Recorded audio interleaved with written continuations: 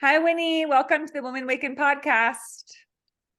Hello, how are you doing? Thank you all the listeners for tuning in today. I'm so excited. Yes, thank you indeed to everybody. And thank you, Winnie, for joining me today on the show. You know, it's really funny because one of my passion in life is to bring mental wellness to other people. We have so much burnout, right? The doctors are burnout after COVID. The teachers are burnout. In fact, there are some statistics that says last year 40% of public school teachers want to quit and there's actually vacancies. So Yeah. it's really bad out there. You know, my friend, her daughter is in 5th grade, and all of a sudden the 4th graders came into the 5th grader classroom because the 4th grade teacher quit. And so now the 4th graders came into the 5th grade because, well, they can't stay home. They have to go to school. And so Yeah. I became very passionate about helping to solve the burnout crisis.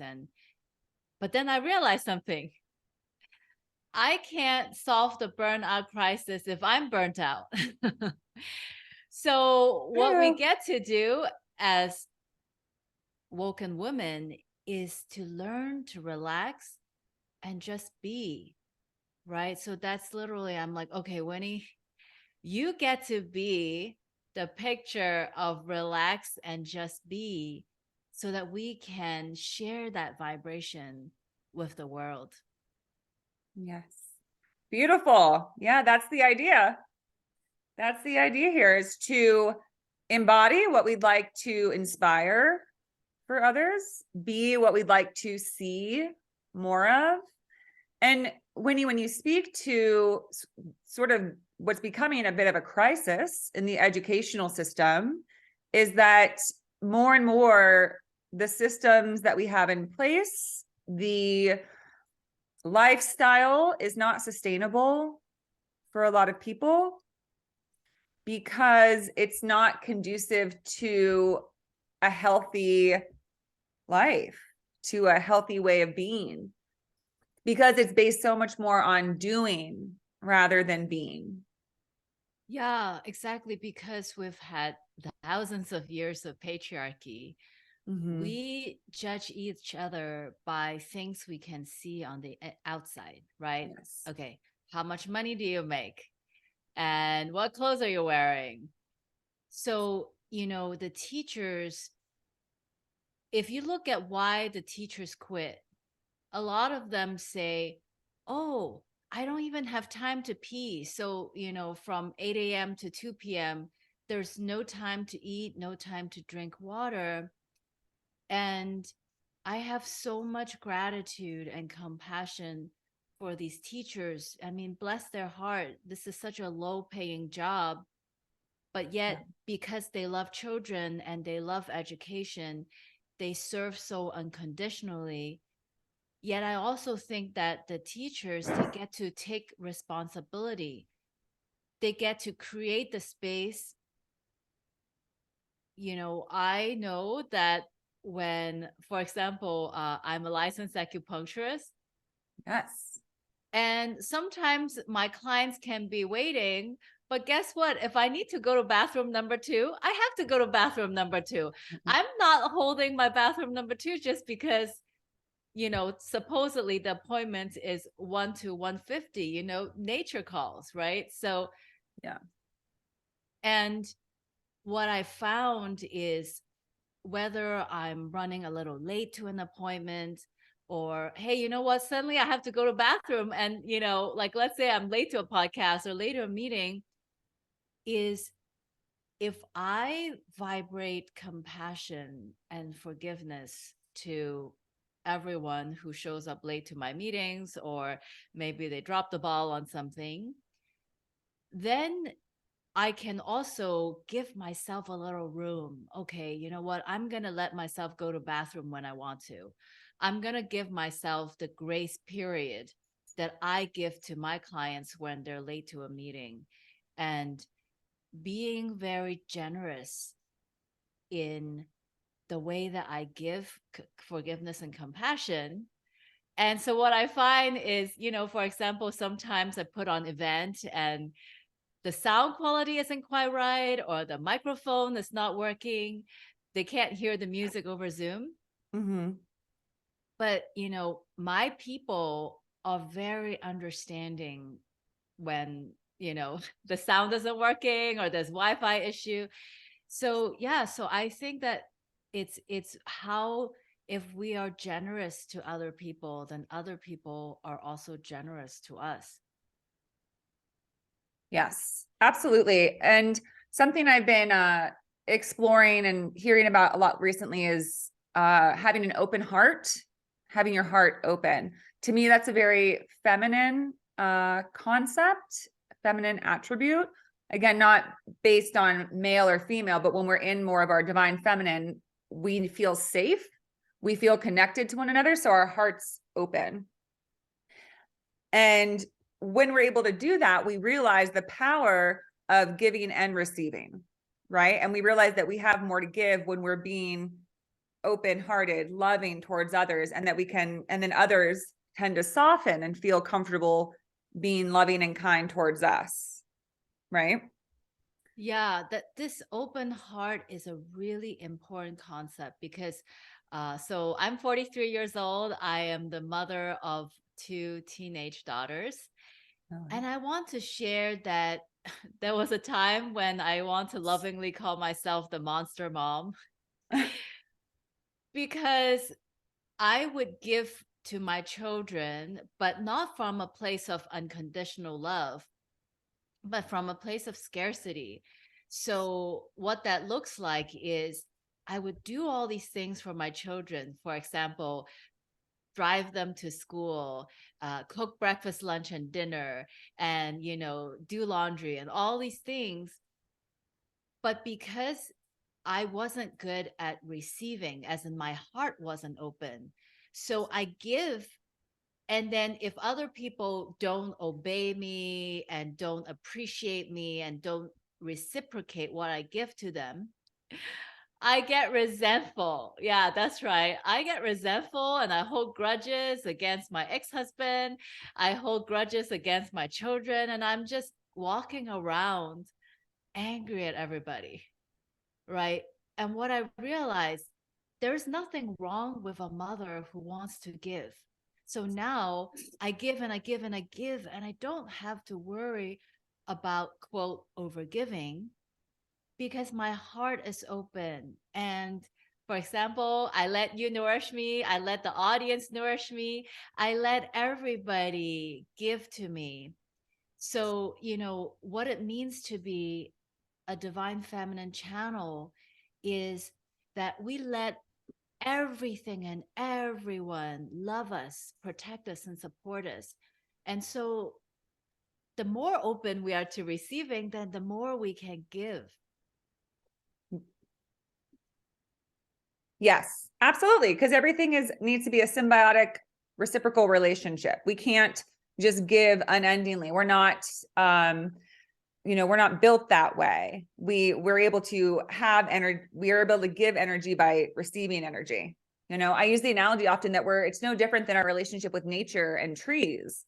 If trees did not receive CO2 from us, it couldn't give us the oxygen that keeps us alive.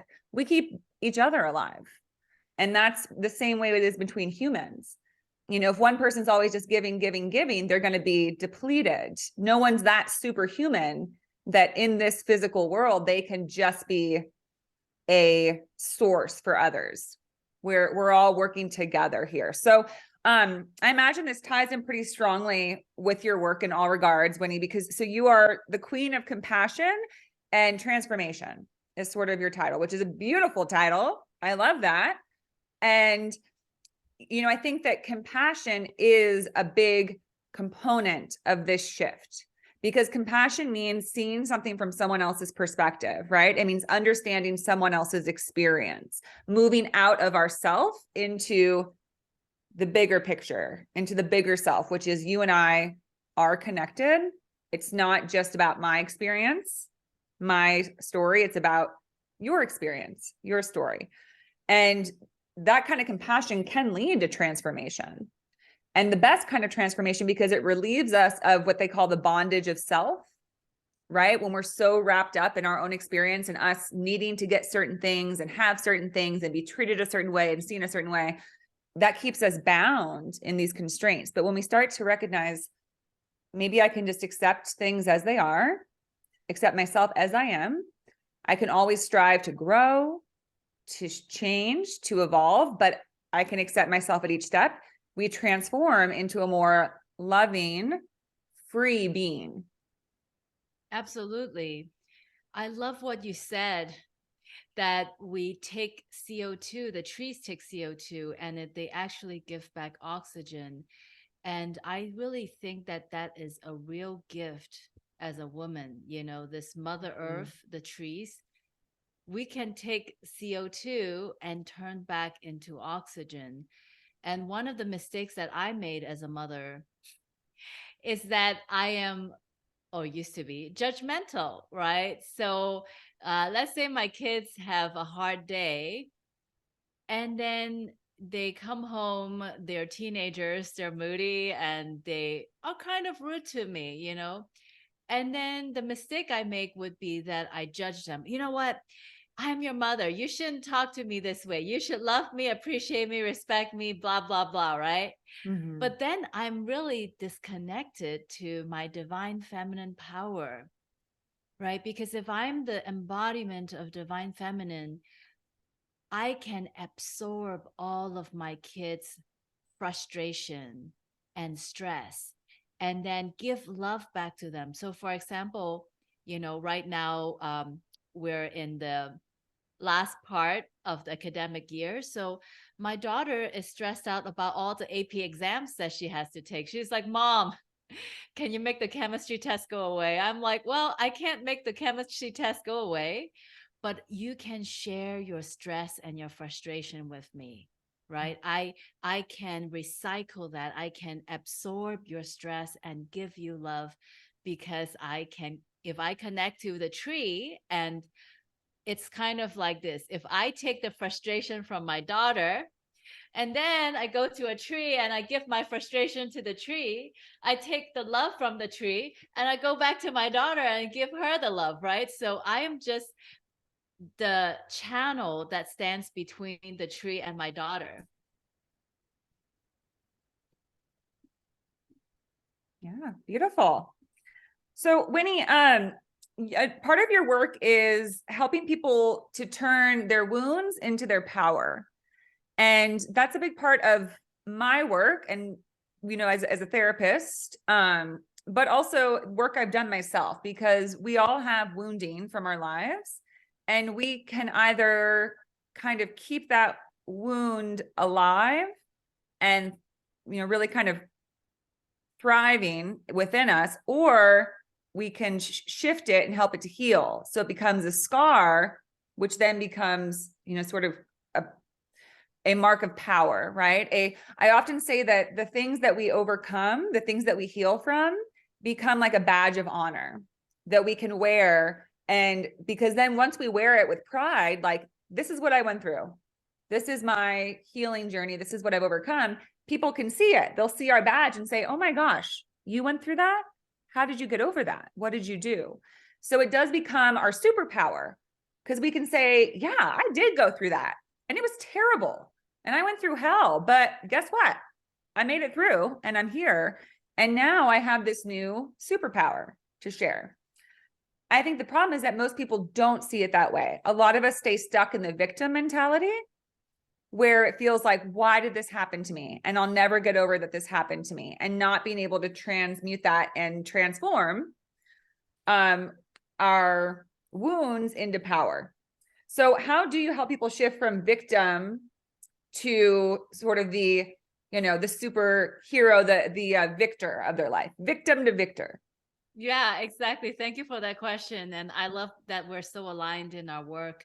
So I am very fortunate to be a licensed acupuncturist that specializes in releasing trauma from the body.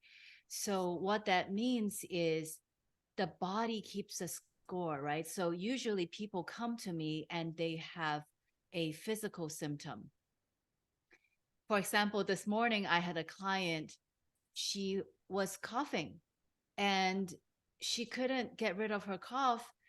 And it's not because she got COVID, it's not because she has a cold.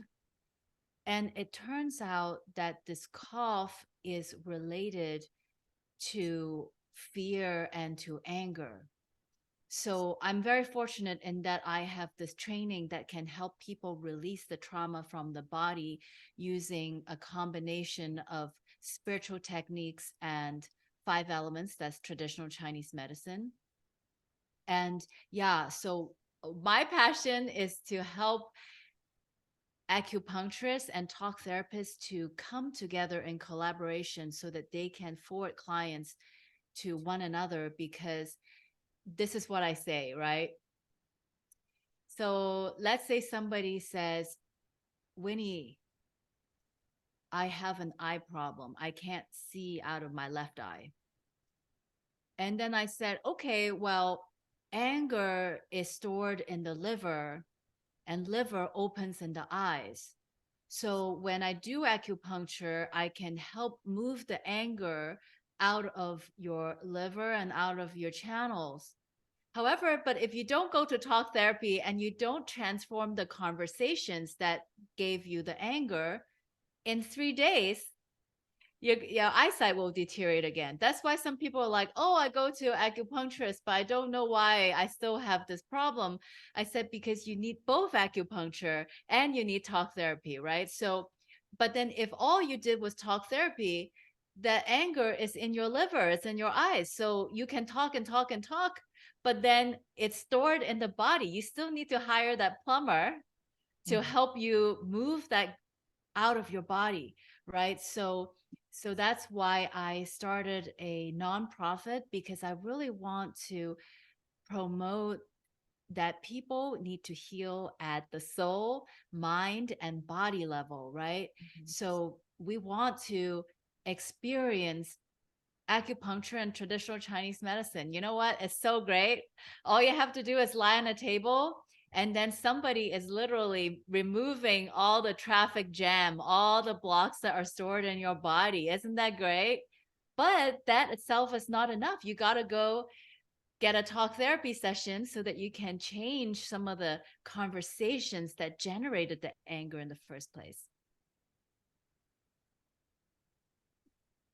Yeah, wonderful.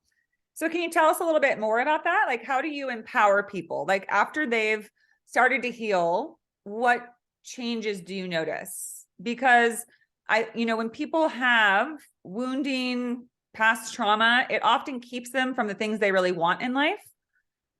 Personally, like in their body, they can have a lot of ailments, right? They don't feel healthy. They don't feel like at their top peak, health level, because they're struggling with just, they can have eye issues, they could have, muscle issues, they can have back pain, whatever it is. But also it can keep them from the relationship they might want, from the success they might be seeking. So where do you see there being a turning point when people, as you state, move from, feeling like a victim to really coming into their power? Sure. So let me give an example. So I had this client. He's so young. He's only 25 years old, yet he had leaking urine, as in he has pelvic floor dysfunction. So he walked around and he saw all kinds of Western medicine with no help.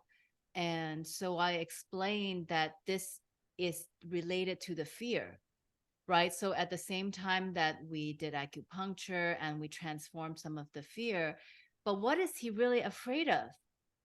He's really afraid of his source power. He's really afraid of all the gifts that he came with. He's afraid of his soul purpose. So through private sessions and group classes, he actually is now a healer.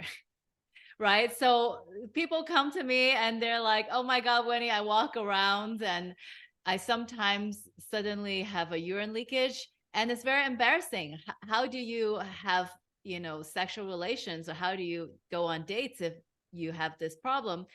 to all the way, hey, you know what? I'm a healer and I can help other people heal. So yeah, so absolutely. What I want to tell everybody is whatever physical or emotional thing that you're struggling with, if you are willing to receive help from, people who've done this, as you said, people who have walked this path, who have transformed themselves, then you too can be a light in the world. And I love this so much because it's kind of like this. If I am a candle and you are a candle, and I use my candle, the fire, the flame to light your candle, now you're a candle, right? Now you can go and lit other people. Yeah, that's beautiful. You can spread your light, but you have to have your light burning, right? You have to be lit up yourself in order to light up others. Right. So how do you help people do that? How do you feel like you help this individual to feel in their power and like they had, a light to offer, when it sounds like that person went from a place of feeling really possibly embarrassed or shameful around what was happening for them? Yeah. So really, this is a commitment. It's a commitment. It's kind of like doing push-ups and sit-ups, right? You don't do push-up for one day and then you're like, I'm getting stronger. I mean, yes, you did get stronger, but you really want to do push-ups at least 3 times a week if you want to get stronger, right? Why do we do sit-ups? We do sit-ups so that we can enjoy life, so we can go hiking, we can go dancing, right? So it is the same thing that all of us get to regularly examine our thoughts and cultivate our spiritual channel. There's just no way around it. How you diet, how you exercise, how you sleep, how you meditate, everything shows, right? Your body is the report card, your finance, your relationship. So is your bank account flourishing? Are the relationships in your life flourishing? How is your physical health? So all of this is the report card of the work that you've been doing.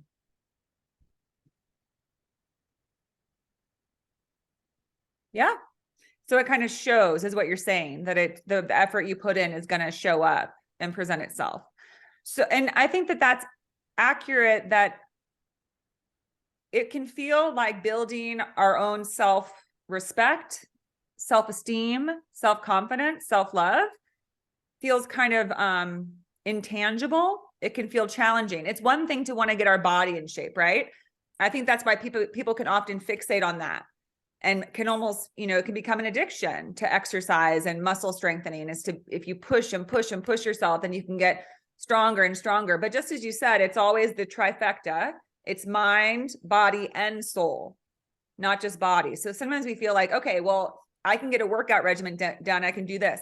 But building self-esteem and confidence and self-love is also a workout and a commitment. Exactly. It takes continuous effort. It's not like a one-time thing. And I think sometimes we think that certain people just have it and some don't, and I think that my personal belief is based on nature and nurture, how we come into the world. I think it's past life stuff, very complex, our emotional history that goes way, way back beyond this lifetime contributes to our innate resting base level of self-esteem, of self-confidence, of our self-concept. I think some of us have a lower baseline than others. However, that doesn't mean that we can't work at it, right? I had a woman on the show once who focused on triumph over trauma. And that's what she basically became, a self-confidence coach, a self-esteem coach, where she said, you have to establish a daily routine that somehow contributes to you building your self-confidence and self-concept. So that, because the problem is that when we face different situations, when we have something that feels shameful or embarrassing, when we have a conversation that doesn't go well, when we have an interaction that feels uncomfortable or unpleasant, when we might feel judged or criticized or rejected, if we haven't built that muscle, we can just kind of fall over in terms of feeling like, I knew that I wasn't good enough, falling back into that victim mentality, right? Where we feel bad for ourselves. We feel like I'm not good enough, and I'm not, worthy of stepping into my power. I don't know what my power is. And that's when we're not really having, you speak of compassion. We need to have compassion for ourselves, right? So I Yeah. think that do you help people with that at all, is to build their self-concept or tools or sort of tips to do that? Yes. So Brene Brown says vulnerability is the foundation for connection, right? And I really, really, really think that as divine feminine, vulnerability is the most powerful thing. And so basically, in all of my, whether it's private or group session, I share a lot of my struggle as well. I spent 43 years feeling like a victim. So whenever things that don't go my way, I will be like, why? Why me? Why is this happening to me? And I would cry in the bathtub. I would feel sad and sorry for myself. And, one day I realized this. So, right now in the United States, 25% of teenage girls have intrusive thoughts of killing themselves.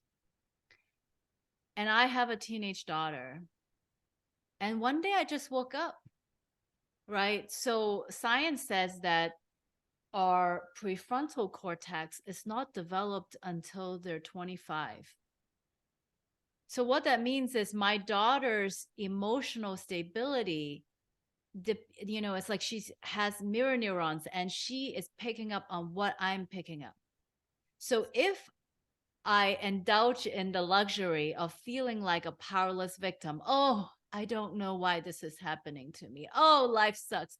Oh, I can't do this. I don't want to be here. If I have this in my vibrational field, right, then that is what I'm feeding my daughter. And one day I just woke up. I said, Winnie, you have to be strong, because if you are strong, then you are that woman that won with the wolves. You got to give this to your daughter. And I always say, so nothing makes a mother stronger than when their children are at risk, right? And here's the reality. Our daughters, they go to school, they're sitting in a classroom. It's kind of like catching COVID, right? So if somebody in the classroom has COVID, then your child go to school, they can catch COVID. If somebody in the classroom have intrusive thoughts, your child can catch intrusive thoughts. And I know that when they go to school, they're going to be in an environment where they're exposed to intrusive thoughts. So when they come home, I better make sure that I give them the cleanest vibration possible. And that is why I and 4 other authors are writing this book called Unlocking Light, where we unlock the light in the soul, heart, mind, energy, and body level. Because I tell myself, Winnie, you cannot afford to be a victim. Because if you're a victim, what about your daughters, right? And so I just said, Winnie, be a light, because your daughters need it. And if my daughters can unlock their light, then they can bring that light back into the classroom. Yeah. So actually, I would love if everybody check out my website, mindfulhealingheart.com/unlockinglight. And you can put your email address and find out, because guys, we got to do this together, right? Like if we're going to just stay victims, our society, our doctors, our nurses, our teenage daughters, they need us to take a stand to become that light. Yes, absolutely. And I'm actually reading now this book called The Untethered Soul. I think it's Michael Singer. Have you ever heard of it? I've heard of it, yeah. And he mentions, he talks about having an open heart, right? Which essentially is moving out of victim mentality. It's because when you're in victim mentality, your heart is closed. I speak of this a lot in the show, but you're moving into fear. You're saying there's not enough. There's not enough love. There's not enough acceptance. I have to cultivate it. I have to, greedily keep it to myself. I have to close off. And we think that it keeps us safe, but it's what keeps us sick. It's what keeps us depressed. It's what keeps us disconnected. It's what keeps us anxious. That closing off that we think is protecting us is killing us, literally. So he speaks to that when you open your heart, that is also a skill, a habit you have to act on. You have to get used to the moment you just described, where when we feel ourselves wanting to feel bad for ourselves, go into that victim mentality, we have to identify that moment and say, wait, I have other people watching me. I'm affecting other people's energy fields, right? And that can be hard to do in the moment. However, when you start, maybe the first time you can't do it, right? Maybe the first time you're like, I'm in such a bad mood. I can't get out of it. Try again tomorrow, right? But eventually you'll be able to say, okay, I'm feeling threatened. I feel like I want to go into that hole of victimhood, but I'm going to take a second to tap into my heart and see if I can keep it open. And what Michael Singer says in his book is that if you do that enough, your heart will be always open. And the thing is that an open heart is the best feeling in the world. It's scary at first because it feels vulnerable. And you do wonder, you're like, I don't have that much to give, because we have this mindset of lack, right? Where we're like, I can't be that vulnerable and giving. But when we start to do it, it's just as we talked about earlier, people will respond to it and give love back to you. And then you're in this amazing exchange of open-hearted love with others. And you just said, when you just kind of put out a call of like, we need to do this. And the reason is because once we all start doing this, all of us will be doing it all the time. Can you imagine how different our world would be if our hearts were open all the time? If everyone's hearts, if the majority, if we reach critical mass of people with their hearts open, we would see a giant decrease in disease and suicidality and suicide, which it now is at a fever pitch. It is. We're hitting peak rates. And I always say that if we need an indication that the way that we're living life on this planet is dysfunctional, look at suicide. That's not a normal desire or want of a soul. The soul will never want to end its experience, because the soul knows that it came here to experience exactly what it experiences. And that kind of goes back to you helping people shift and turn their wounds into power, because wounds and pain is inevitable. I believe that we come to earth to have the unique experience of feeling hurt, right? The soul in its perfect state in the spirit realm. I'm getting a little esoteric here, but Perfect. Kind of I love it. It doesn't experience pain. So it doesn't know how to have to get hurt and then recover. Recovery is a brilliant thing. It's an exquisite process. How can something be harmed but then rise back into fullness? That's the unique experience we get on this planet. But what we tend to do is discount it and discredit it as something that's horrible and that taints us, that we're not good anymore because we've been abused or addicted or we did something shameful. Not true. So when we're able to embrace our wounds and use it as our power, then we're really kind of having the exact journey that our soul intended for this lifetime.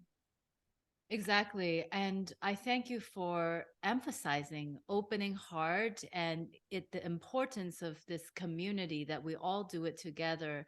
There's actually in quantum physics, a formula that says E = ca². So the amount of energy that we can generate is amplitude squared, right? So if I am doing my Qigong at home by myself, then 1 squared is still 1. So that's a small amount of healing energy that I can produce. And that's why I have this free weekly Qigong class every Wednesday, 7 p.m. Pacific time, because A squared, right? So if we get 10 people in the room, 10 squared is 100. If we get 100 people, 100 squared is 10,000. So if a lot of people can come together and do Qigong, then we can really generate huge healing energy. Yeah, absolutely. That sounds incredible. That sounds beautiful. Is that something you work with your clients to do it like an at-home practice? Do you find that that's something that people can do when they're feeling maybe disconnected from their energy and the energy around them? Yeah, so thank you for asking why I do this. So what I find is I believe that wellness belongs to everyone, regardless of income level, as I'm sure that's why you started this podcast. Yeah. So to be in my private coaching might be expensive, but then I want to also offer something that is by donation. So if you have $20, you put in $20. If you don't have, you can help, do emails, or there's like a volunteer program. So everybody can give. One of the things I know is that ego, the me, creates 90% of physical relationship and financial challenges. So it is really important to give. If you've never tried giving before, giving is magical. You can give money, you can give time, give services, just give and give and give, because when we give, we open our hearts. Yep. Yeah, definitely. And again, that's such a good feeling. And we all know that feeling, when we're in our ego, we want to be the one that receives, right? We're Yes. like, well, I should be getting this. I should be getting recognition. They should be thanking me. They should be doing this. Not to say that we don't all, it's human to want some validation. It's human to want some recognition. However, when we feel dependent on it, that we need to demand it, or that it's necessary for us to sustain our confidence, our esteem, then we become dependent on it. So the idea is to have an internal system of sufficient esteem and love for ourselves, and let compliments and recognition be sort of the icing on the top, where it's like, that's so nice. That's so nice to get it. But we don't jump into ego if we don't receive it, right? Yeah. Yeah. And when we can be more into giving and recognizing how good it feels to make others feel good. There's a book that I love that's been a big game changer in my life, called Conversations with God, which basically sort of explains one individual's connection, channeling with source, and the messages they gave around life and what it's really all about. And he says, the quickest way to experience something is to do it for someone else. Wow. The quickest way to receive something is give it to somebody. It's if you true. want to feel happy, help someone else experience happiness. Because kind of the point I was trying to get to earlier is that people can remember a time where maybe you surprised somebody with something they really wanted. And when you watch them feel joy, you feel joy, because you're like, oh my gosh, yay, they're so happy, they feel good. And you are now experiencing. And the point that they make in the book is that when you do that, what you realize is the problem is we think we don't have something, right?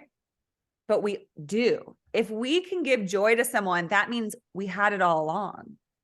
So you recognize that when you give, you can understand that you are the source of that thing. It didn't come out of nowhere. When you give someone a compliment and you make them feel good about themselves, you see, oh, I can feel good about myself. Because it came from me. I am the source of these things. And when we see that we don't need it from anyone else, that we have it, that changes our understanding of ourselves. Do you know what I mean? I love it. I completely agree. So on the spirit that if I want something, I give it. If it's okay with you, I love to give the audience love. So, unless you're driving, I invite you to close your eyes Mm. and put one hand over the heart and one hand over the lower abdomen. I'm just going to sing my love song because if I give you love, I experience love, right? Yeah. And I invite you to say your name silently to the higher spiritual realm and make a silent request to experience love. Blessing begins. I love you. I love you. I love you. I love you. I love you. I love you. I love you. I love you.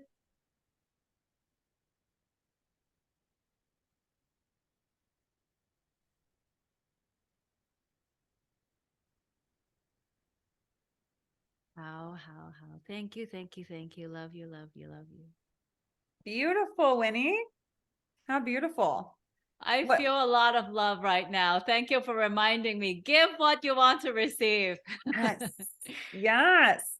I'm going to keep that beautiful song in mind because it's such a powerful sentiment to just break into a chant and a song around love to express that. You know, I just moved into a farmhouse, a little house on a farm, and I adore animals. And they have goats and they have chickens. They have a pony here. The powerful thing about animals is that I don't know about you, but when I go up to go visit these goats, I love you. Oh my gosh, I love you. I love you. Because they're animals, right? They're soft and furry, and we feel safer, doting on them and treating them like little kids. My point is that I've noticed that I'm doing this on a daily basis now because I'm on this farm and I visit my goats every day. There's power in expressing the sentiment of love. And I think that if some people stop to consider it, let's say that you're, a single woman who works 5 days a week and, maybe doesn't have any pets, they might realize it's been a long time since I told anybody I loved you or said the words I love you out loud. So I was just thinking, it just made me think of that because you singing it, I was like, what a great song to sing every day, just to the world, to yourself. I love you. I love you. But if that doesn't feel comfortable, there's other ways, right? Say it to an animal. Go, visit a garden and say it to the flowers, whatever feels right to you. But it just makes me think that there are some things that we feel more comfortable expressing love to and things that we don't, right? For some reason, we've decided that we don't walk around the world telling everyone we meet that we love them. Why not? There's no reason not to. It actually would be a beautiful thing. Because in truth, we do love every person that we see because love is another word for energy, for life, and we are all connected together in life. So we do love each other, whether we want to admit it or not. But we've decided that that's not what we do. You only express love to certain people. Do you get what I'm saying? Yeah, thank you for telling me. This is really enlightening because we are very powerful human beings. Why can we tell a flower, I love you? Why can I tell a bird, I love you? But why is it difficult to tell a human being, I love you? That doesn't make any sense, right? Because Mm-hmm. when I think about another human, well, they can cook for me, they can drive me. If anything, I should love this human being more than I love the bird who hasn't done anything for me, right? The flower hasn't actually done anything for me. So why? I mean, let's take a moment and laugh about the ridiculousness of this situation, right? Like, Yeah. why don't I call my mom and tell her I love her every day? Why don't I tell everybody for all that they've done for us? Yeah. And it's actually a choice, right? Remember we talked about the push-up example. In our head, I believe there are two voices. There's the voice of love, and then there's the voice of fear, right? So if we are undisciplined, right? For the analogy is if we eat without any regards of what's healthy and what's not healthy, right? If we just eat whatever and not pay attention to the quality of the food, we are what we eat. The same thing with our thoughts, right? Like if we don't discipline and keep the loving thoughts and let go of the fearful thoughts, then we feel unsafe in the world, right? We feel like, oh my God, is that person gonna judge me? Oh my God, is that person gonna attack me? It's almost like we're creating the reality that the world is an unsafe place with all the fears, right? However, because we can, just the same way we can have discipline with our eating and our exercise, if we practice discipline with our thoughts, I want to grow all the loving thoughts. So when I grow the loving thoughts, then everybody loves me can become my reality. Everybody loves to cook for me. Everybody loves to drive me. Everybody loves to give me hugs. Everybody loves to tell me jokes. Everybody loves to ask me for help. And I am the mirror, so I can reciprocate all of that to them. Yes. Yes. Gorgeous. Gorgeous. So I believe we're both inspiring this. We're starting a movement. It's not even Yes. started. It's been around a long time, right? It's what has been spoken of since the beginning of time, is the power of love, the power of human connection. But we forget it when we dip too far into fear, into ego. But again, that's the beautiful dance that we do on this planet, is how can we remember our divine soul self while still existing as an ego physical body? The two can reach harmonious balance, but they can get too out of balance, right? And then we become fearful of love because love feels too vulnerable. But when we shift into recognizing the power of love, we can always lead with love and an open heart. And another thing that I think is powerful about that is that when it comes to relationships and friendships, we can always give love. And so often we feel like, well, I can only love you if you love me. Right? Just like you were saying, like what have you done for me lately? Why would I love you? But when we just love people for no reason, it doesn't mean that we get taken advantage of. It's kind of just like, let's say love is like a light that's emanating from you.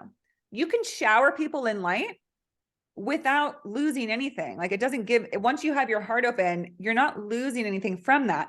But the problem is that if people just want to say like, okay, we'll just keep shining that light on me and offer nothing, we can just say, no, I have to move on. I just want to give you this love hug, shed my light on you, and then move on.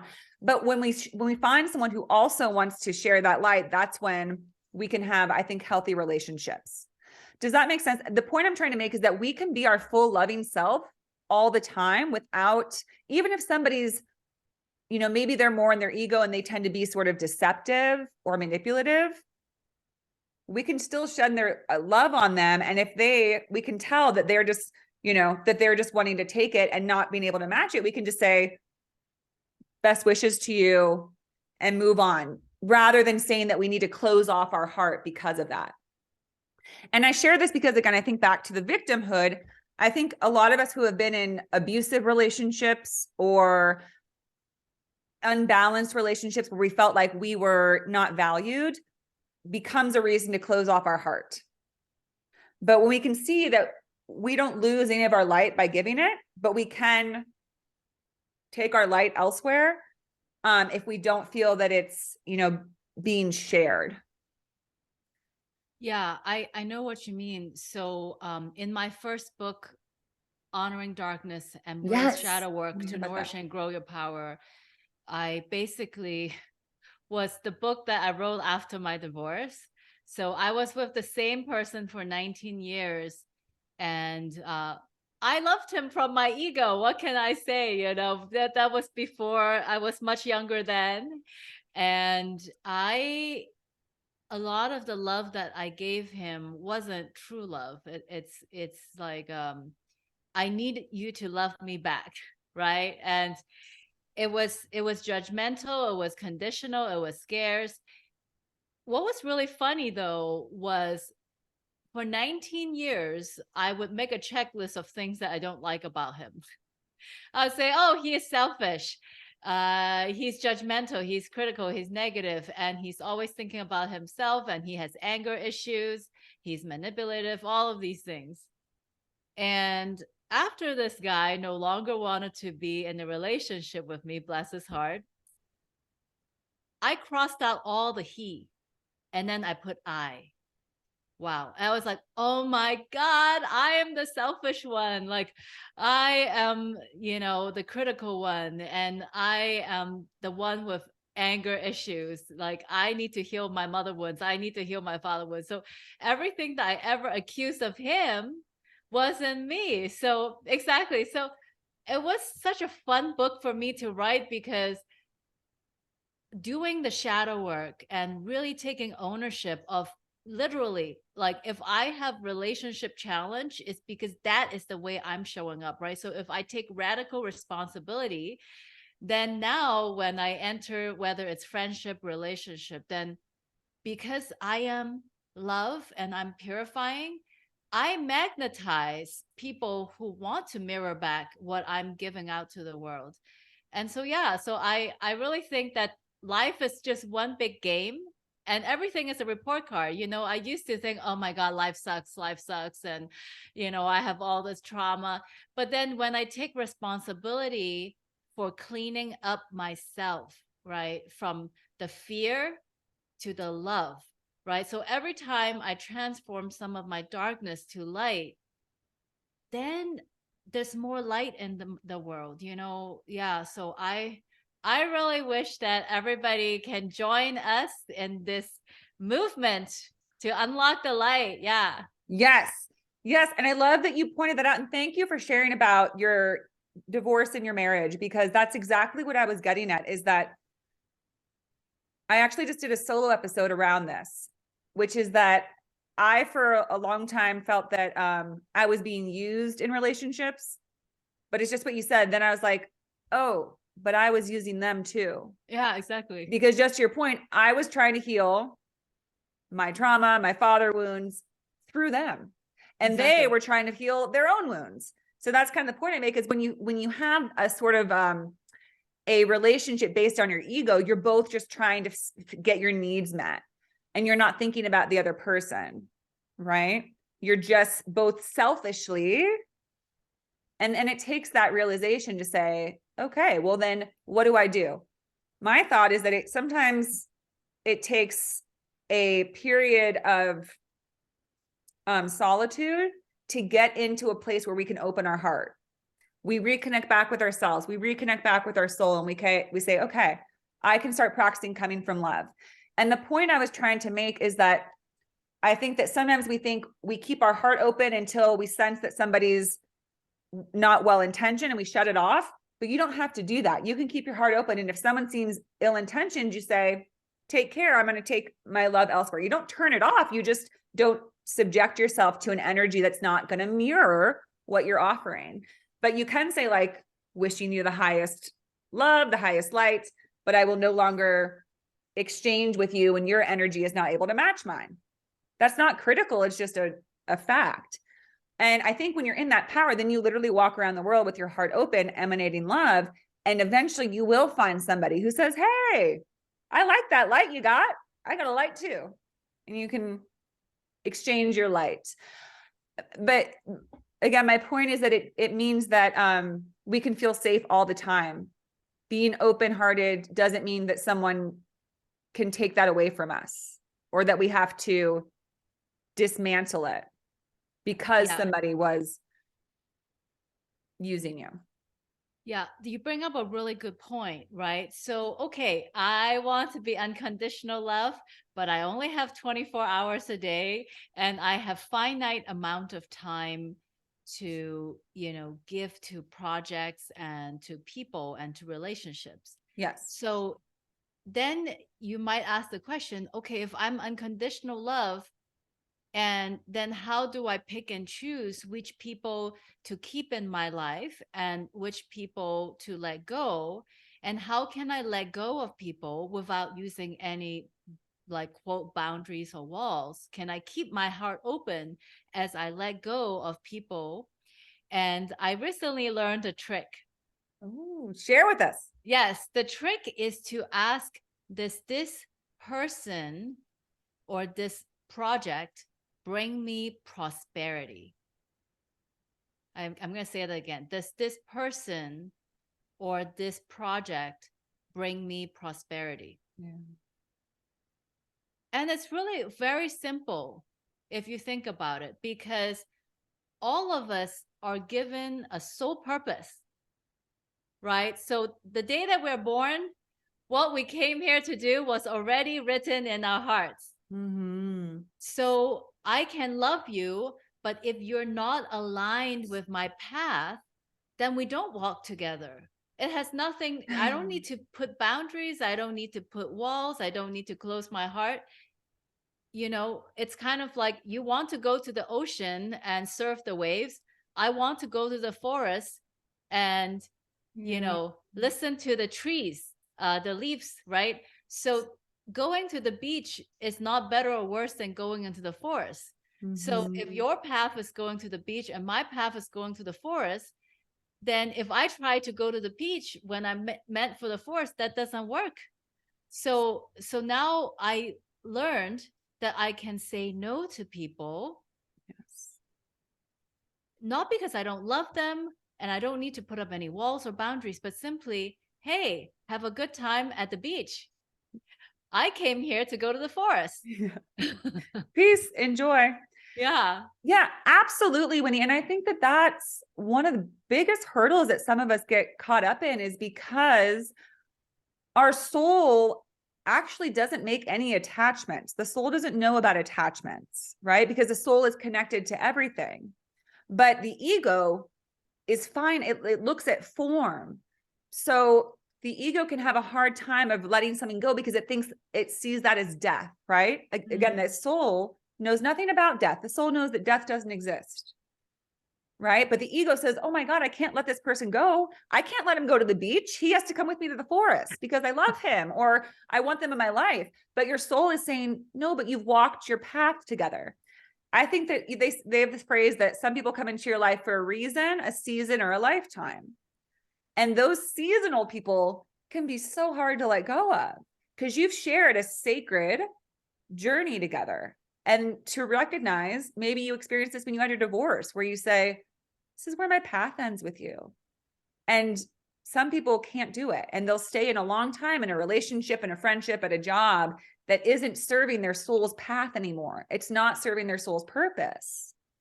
And that's why I think a lot of this is important to speak to, because you never know whose ears this might land on, right?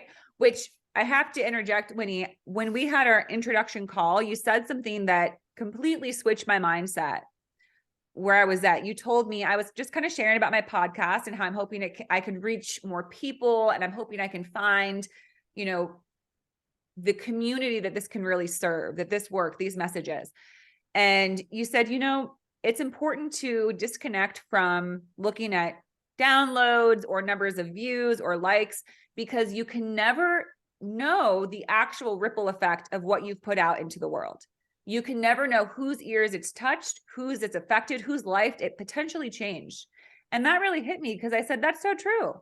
You can't look at a data page and determine the emotional, energetic influence of what you put out. You just have to trust, right?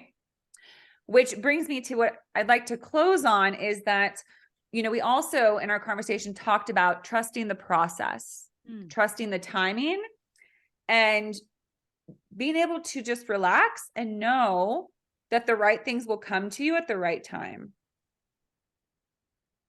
right? It is absolutely true. I think we're all spoiled by Amazon 2-day Prime. We click the button and we think that it will arrive in 2 days. We think like, oh, I'm manifesting a new house. It should come right now. What I have learned is that there are gifts even in the waiting period, because the gold is purified by fire, right? So sometimes we sit around and it feels like, oh my God, this is so hard. Like I'm being burned. I'm dying. I'm dying. I'm dying. But it's actually through this process of death and rebirth that we get refined, right? Like right now, you look at me, maybe you go on social media and you see all these pictures of Winnie smiling, but actually, it, you know, I remember a time when I would cry 3 hours a day, every day, sometimes twice a day, when I had severe anxiety and depression. And that is really because at that time, I didn't know how to trust myself. And so, really, from the bottom of my heart, my wish is, that you will find me or other people on social media, somebody whose story inspire you, because if you see somebody smiling on social media, oh, by the way, I used to be one of these people. I would get jealous. I'm like, that person's not even real. How can they look so happy all the time? Why are they happy? Because when I was hurting, it was really hard for me to see somebody else smiling. But that's the ego, right? What I don't know is that person had to work her ass off, right? She became who she is today with years of purification. So we just look at somebody and we're like, oh, it's not fair. That person has all the success. But what we don't know is they put in the work. Okay. If you look at somebody and they are inspirational, I guarantee you they've spent 10,000 hours. So my call to action is you spend your 10,000 hours. Okay. Find out who you really are. Really learn to love and trust yourself, and patience, really, because 10,000 hours, it takes some time. Okay. So enjoy the process of the 10,000 hour of self-discovery, love, and trust. Yes, absolutely. So beautifully put. And, something for people to keep in mind is, describing that, sort of the emotional purging that you did, the crying, that's a part of the work. Sometimes we think, well, I haven't studied enough, or I haven't put enough towards this or that, the other thing. But we have to remember that, again, mind, body, and soul. Yes, the things that we do towards what we'd like to achieve is important, but it's also the emotional work that we're doing that's allowing us to grow. That's just as important. When we go through these sort of challenging periods, the death and rebirth process, that's a part of the 10,000 hours. That's helping our soul grow so that because success is often achieved when you have evolved to the point where it's at a match, right? Where your soul is ready for that level of dedication, because people want success, but they don't realize that once success catches, you're on that train and you got to keep up with that new level of visibility and responsibility and obligations, right? So, and sometimes you can't do that until you've leveled up at a soul and emotional level. So I just want whoever needed to hear that, just that's why it's so important to trust the process and have patience. When they say divine timing, it means because the divine has a bird's eye view. It sees the whole picture. We just see the groundwork and we're like, I'm ready to be there now. I'm, like you said, I'm ready for the 2-day delivery. I'm ready for my house to be built. But the universe knows, well, you have to build the foundation, and then you build the inner structure. Then you do, the walls, and you know what I'm saying? Like, it's a whole process, and you have to trust that one thing needs to happen before the next thing can happen. It can't all happen at once. And there's the process is way more complex than just what we see with the eye. It's also energetic, metaphysic, emotional. Yeah, one person gave me this really great advice. She said, Winnie, just one conversation at a time, one breath at a time. That's it. That's all we're here to do. Yeah. And just trusting that each conversation and exchange is another little drop in this bucket that is building up to your, beautiful fulfillment, right? Being fulfilled towards your higher purpose. But each drop is imperative. I also really love what you said is sometimes we're like, why isn't it here yet? But that's because when we get more, we also have more responsibility, right? Yeah. So it's actually a good thing. I think that firmly, when we don't have something, we're actually protected from something. Yes. Right. And so, as we close with the topic of burnout, as we open with burnout, sometimes maybe we don't have the success in terms of like followers or whatever that we think we want or we deserve. But really, it's because we don't have the bandwidth to do that much. Because if God really gave us that much followers and work, we'd be burnout. So actually, I invite everyone to consider this. You are the chief manifester of your life. So actually, you're so smart that you know that you don't want to burn out. So therefore, you say, please send me the number of people that I am ready to serve at this moment. I trust the universe, and if the number is small, well, the universe is protecting me from burnout. So how perfect. That is so completely accurate and such a good principle to remember. And the word that just came to mind is gratitude, and having a practice where every day you say, thank you so much for exactly what I need at this exact moment, nothing more, nothing less. And trusting that, with each step, it'll be an equal, just as you said, you'll have just the right bandwidth to handle what's coming your way.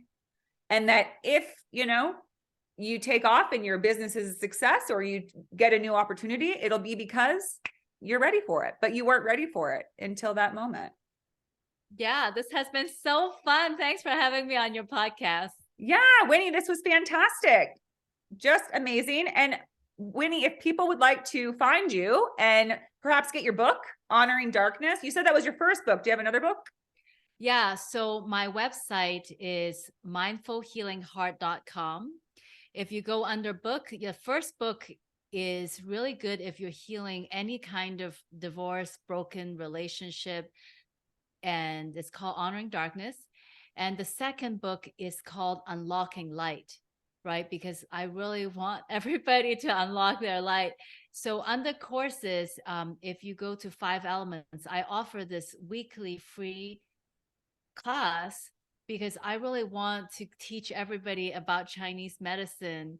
And this is really my way of loving and giving to the community for people who can't afford my private session. Yeah. And then, of course, you can follow me on social media at Mindful Healing Heart for many more songs and fun little stories that I share. Awesome. Fantastic. Will do. I want to start coming to your class. That sounds beautiful. Well, Winnie, thank you so much for being a guest. This was such a beautiful conversation. Thank you. Thank you. Thank you. Have a lovely day. Love to you. Love you.